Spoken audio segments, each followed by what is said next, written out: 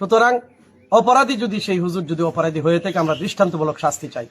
আমরা মেয়ের মা, মেয়ের নানা নানি এবং অভিযুক্ত যে হুজুর, ওনার ভাই, ওনার আত্মীয় স্বজন, এলাকাবাসী, ওনার সাথে কথা বলে আমরা যা বুঝেছি, মেয়ে পক্ষ এই হুজুর সেই অপরাধ করেছে এই কথার পক্ষে তারা দৃঢ়, আর ছেলে পক্ষ অপরাধ করেনি এটার পক্ষে দৃঢ়।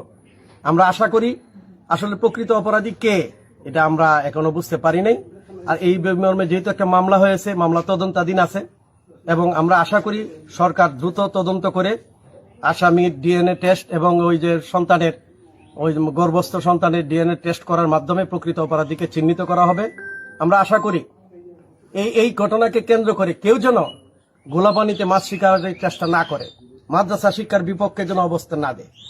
সুতরাং অপরাধী যদি সেই হুজুর যদি অপরাধী হয়ে থাকে আমরা দৃষ্টান্তমূলক শাস্তি চাই। আর যদি অপরাধী না হয়ে থাকে তাহলে আমরা যারা অপপ্রচারে মাইতে উঠছে তাদের এই অপপ্রচার থেকে ক্ষান্ত দেওয়ার জন্য আমরা বলি এবং প্রশাসনকে বলবো বিষয়টা গুরুতরভাবে, কঠিনভাবে দেখার জন্য।